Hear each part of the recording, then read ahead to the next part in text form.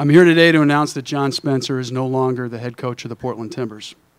I want to start by thanking John for his significant contributions to the club and the broader Portland community. John's charisma is second to none, and we couldn't have asked for a better ambassador for the game of soccer as we made our launch into MLS.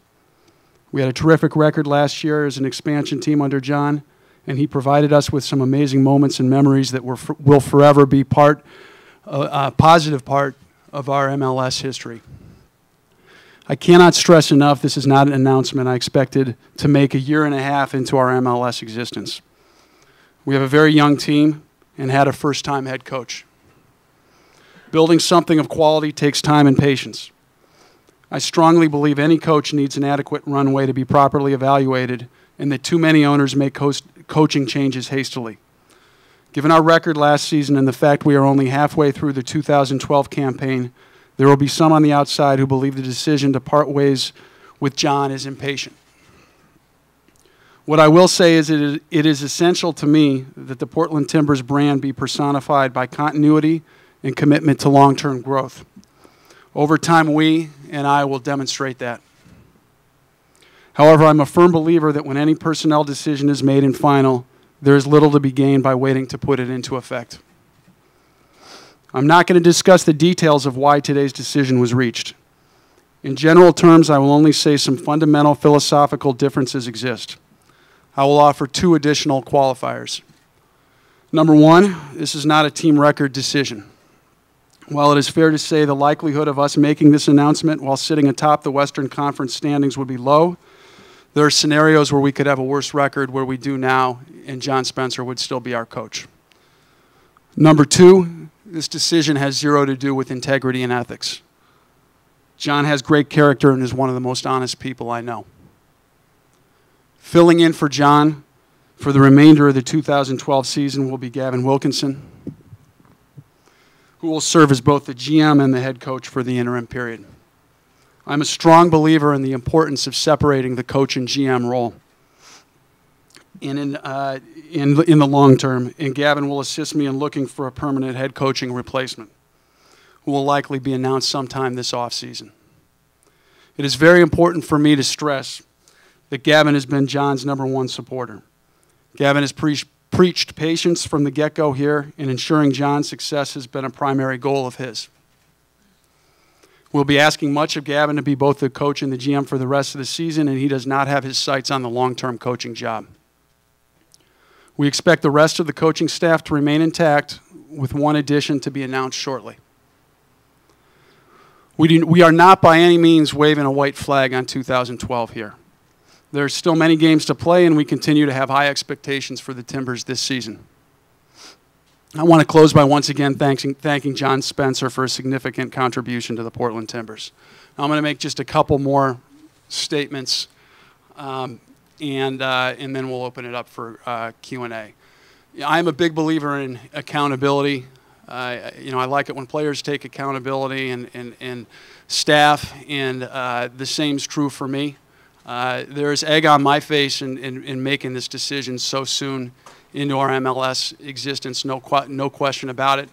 However, if the decision's the right one, we need to put the organization first and look forward to moving ahead.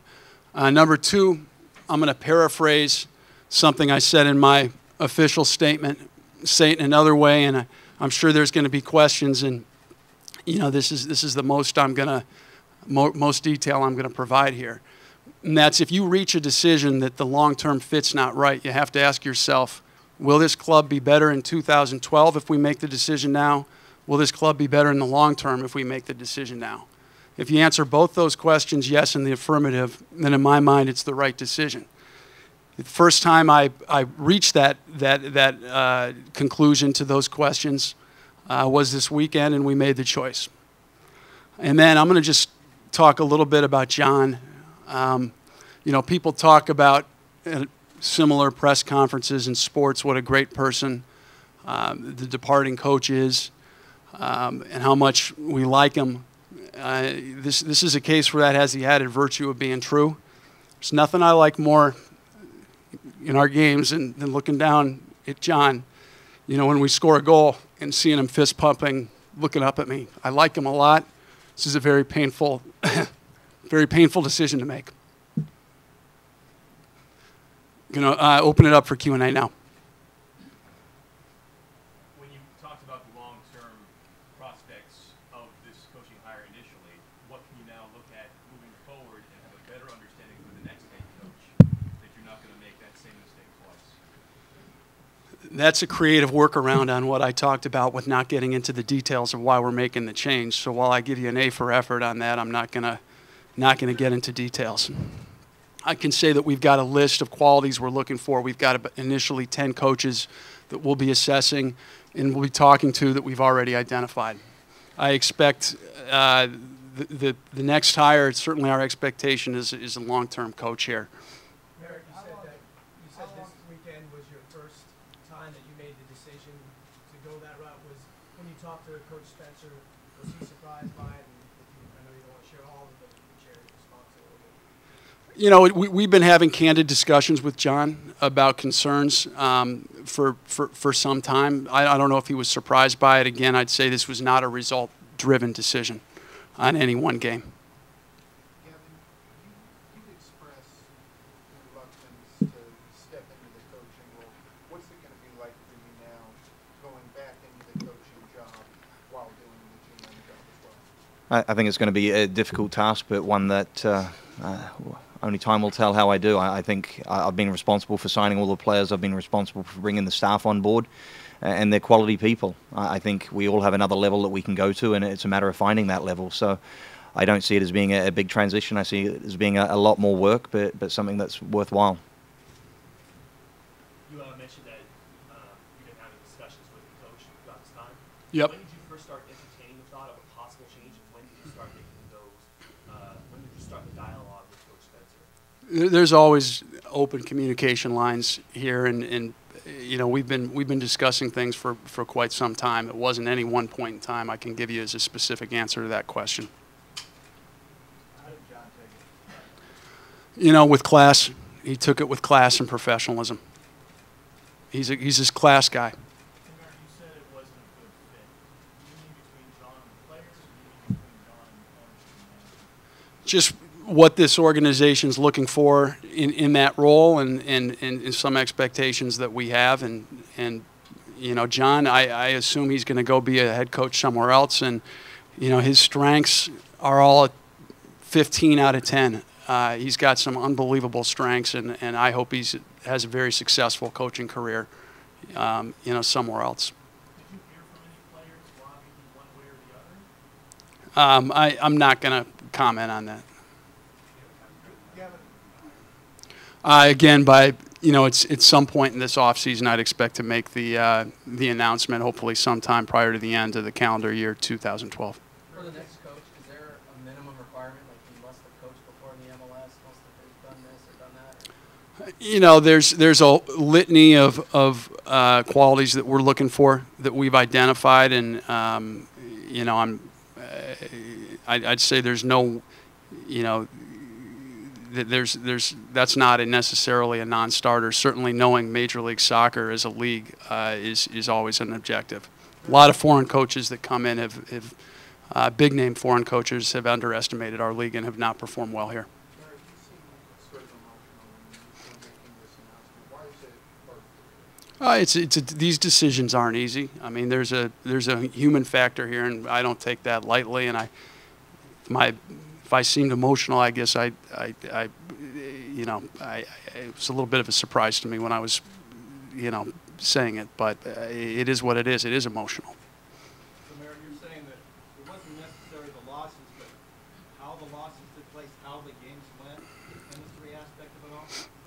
Yeah, again, I mean, I'm not going to get into details.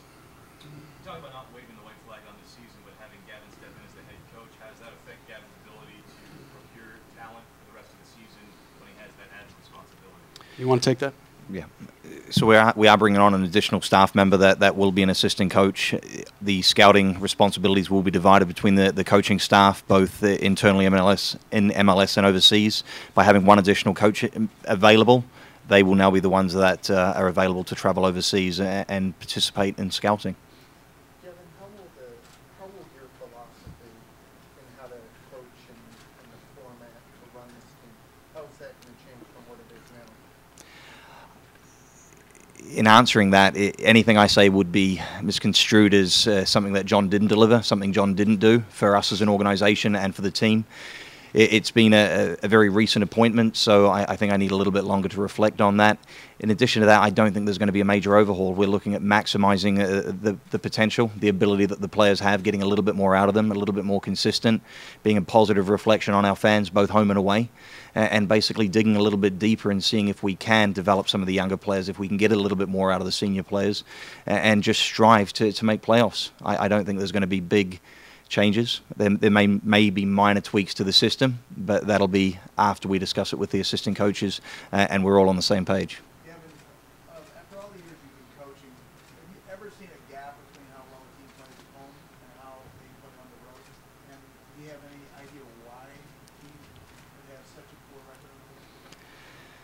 We all have theories, we all have opinions, and unless you're in the hot seat and you're able to try and create a dynamic within the locker room that you can start to point fingers and ask certain questions of players.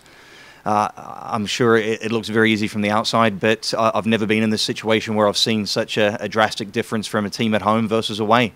And, you know, there is a lot of pressure in the stadium, and it's healthy pressure. I think we have tremendous fans, and players want to play here. If anything, they should feel a little bit more relaxed on the road, a little bit less pressure, and more at ease, and be able to express themselves greater on the field. So that's something that we're going to continue to tick boxes and see if we can work that one out. But that's one of the main tasks that I do have. Let me add to that for a minute. You know, we can talk on any of these things till we're blue in the face. I'd prefer to actually go out and show it, you know, to perform on the road and you know, let the team do the talking and let the play on the field do the talking. And there's not going to be a miracle cure, an instant fix here, but that's something that I do expect to see develop with time.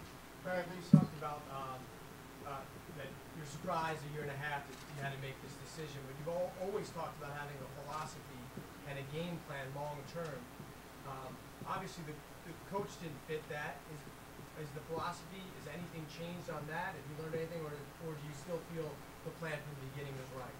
The philosophy is today what it was when we kicked off our MLS existence in 2011.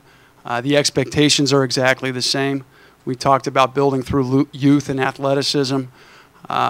You know, in our second year, we had the expectation of making the playoffs, and by our third year, we wanted to have a team that that was competing for an MLS Cup. Gavin, you met with the players, I assume. What was your message to the players? Just a very honest one that we can also we can all take some responsibility in this decision. I think we're all slightly accountable. We could all give a little bit more. We could have done a little bit more. But now's a moment for us to look at what we could do moving forward, how we could give a little bit more, how we're going to respond to this, and how we can move forward. It was a very sincere message to the players, and seemed to be a very positive response. Gavin, you mentioned, you and Merritt both mentioned philosophical differences. You don't want to get into too many details. But would it be fair to say that Coach Spencer didn't share your view about the potential of the roster? And if so, but either way, do you have specific ideas that you plan on implementing immediately? When you say sharing views, all players were agreed on by John and I. So in the player that we bring into the organization is an indication of what we expect out of that player and the quality of that player. So we're both accountable. I've been responsible for bringing all the players here. Now it's up to me to get a little bit more out of them.